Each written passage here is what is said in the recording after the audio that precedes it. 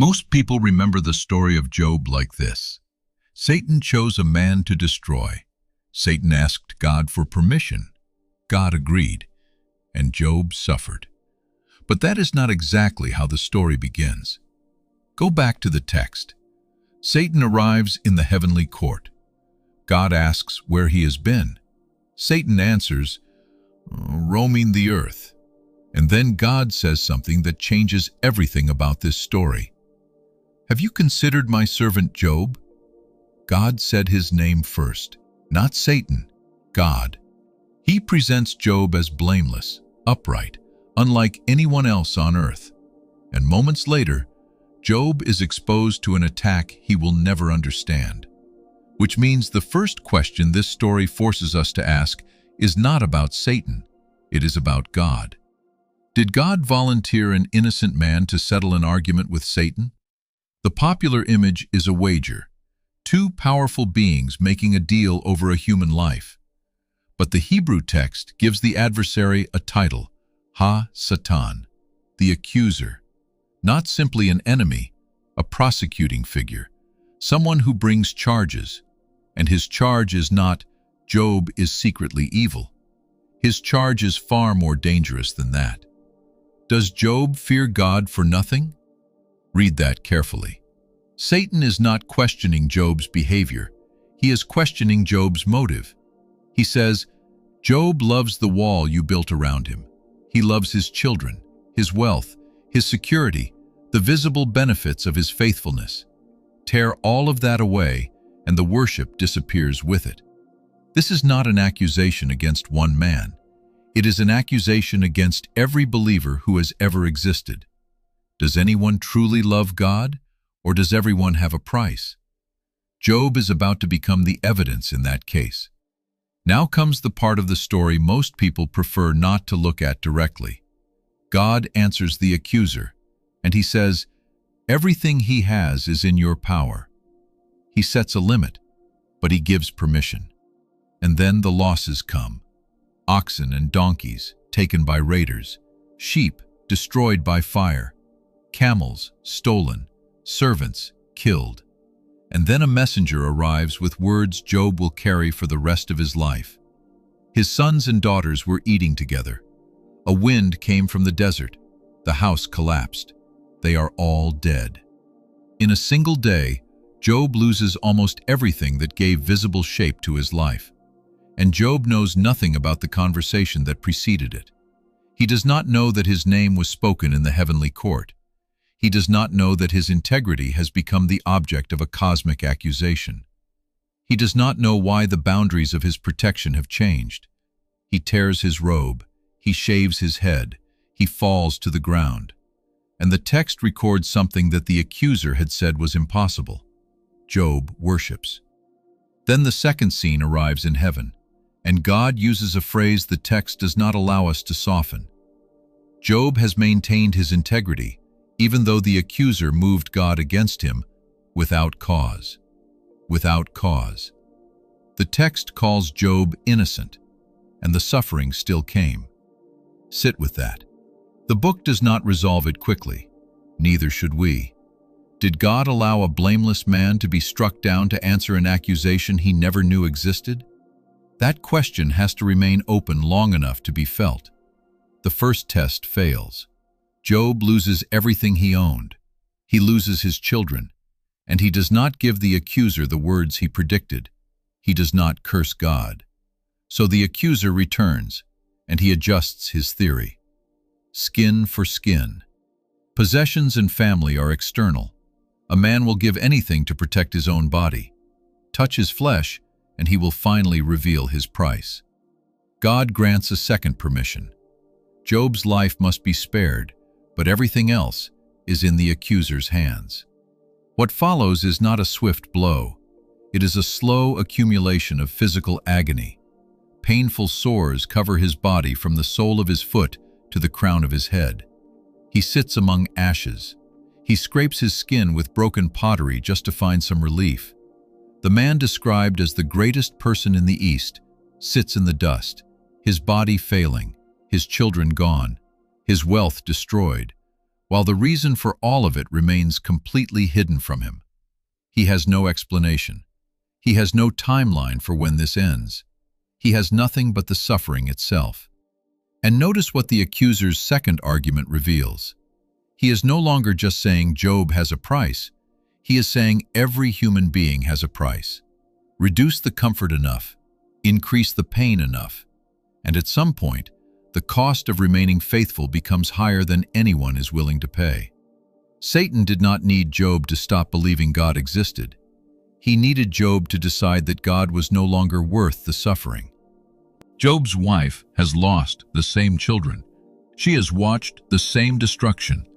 She looks at her husband, covered in sores, sitting in ashes, and says something the accuser would have recognized.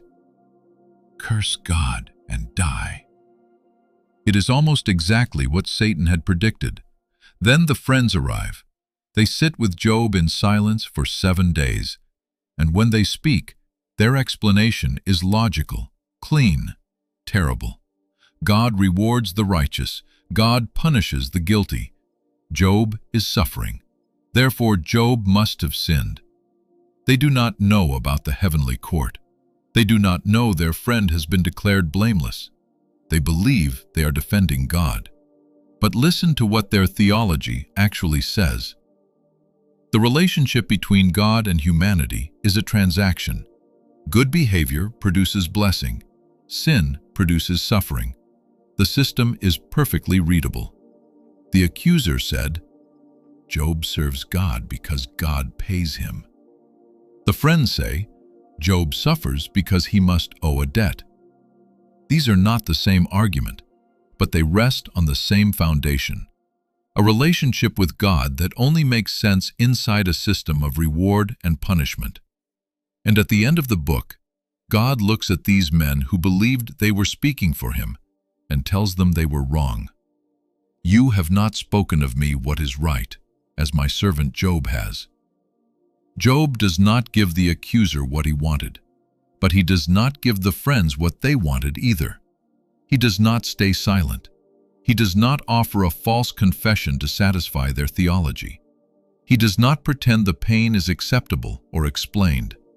He mourns the day he was born. He demands an audience.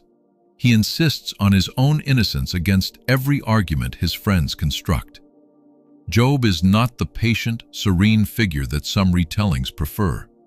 He is a man in real agony, shouting at the sky, refusing to lie about his experience, refusing to agree that his suffering must mean he deserved it. But underneath all of that anger, the text shows something important. Job keeps directing his words toward God, not away from him. He argues with God because he has not stopped reaching for God. The accuser predicted a man who would curse God and walk away. What he got instead was a man furious enough to demand a direct hearing from the only one he still believed could answer. And here, before the restoration, before any hint that his life will change, the accuser's claim begins to fail. Not because Job is calm, not because Job understands, but because Job, in the middle of everything he has lost, has not given Satan the curse he came for. God speaks to Job from the storm, and what follows is one of the most remarkable passages in the entire Bible, and one of the most difficult. God speaks for 4 chapters. He describes the foundations of the earth, the morning stars, the gates of death, the storehouses of snow, the behavior of creatures Job has never controlled, a reality infinitely larger than his suffering and infinitely larger than his understanding. Job encounters something that goes beyond his categories. He acknowledges his limits. He recognizes he has been speaking about things he did not fully understand. But God does not validate the theology of Job's friends. He does not say, "You suffered because you sinned." He does not say, "Here is the explanation you deserve." And crucially, he never tells Job about the conversation in the heavenly court. Job never learns that his name was spoken before the accuser. He never learns that his suffering was connected to an accusation about the nature of all human faith. The reader knows all of this. Job never does. Job receives an answer from God. He never receives the explanation the audience already has. Job is restored. His fortunes return doubled. His brothers and sisters come back. He has more children. He lives another 140 years. And a reading that stops here can make the story feel resolved. God gave him double, so it was worth it. But the text does not say that. New children do not make the dead children replaceable. The restoration means that suffering does not get the final word. It does not mean the suffering never happened. And there is something the timing of the restoration reveals. Job did not know it was coming.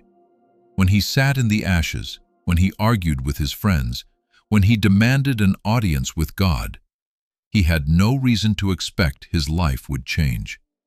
He maintained his integrity before he knew the outcome would change. The accuser's argument failed, not when Job received the double. It failed while Job was still in the dust. The reward returned after the test. It did not purchase the faith that survived it. Why did Satan want Job so badly? Satan did not select Job from the beginning. God placed Job before the accuser. But once he did, Job became the one case the accusation could not afford to lose. The accuser claimed that devotion could always be purchased, that behind every act of worship there was a payment keeping it in place. The logic was universal. Every believer has a price. But a universal claim can be broken by a single counterexample. If even one person remained in the relationship after every visible reward disappeared, after the wealth, after the children, after the health, after the silence, then the accuser's case was not as airtight as he claimed. Satan needed Job to fail precisely because Job was the strongest evidence against him, not the weakest target, the most dangerous witness. The book tells us why the accuser needed Job to break. It does not fully tell us, and Job is never told, why God considered this permission acceptable. That question remains. The book does not close it. Job does not receive the answer, and neither do we. What the book does show is that while Job was still in the dust, still grieving, still protesting, still refusing to confess a lie he had not committed, still refusing to give Satan the curse he had predicted, the accusation was already failing. Does Job fear God for nothing? Job never answers with a clean theological argument. He answers by remaining in the relationship when the transaction had completely disappeared. That was enough to break the case, and it cost him everything he had.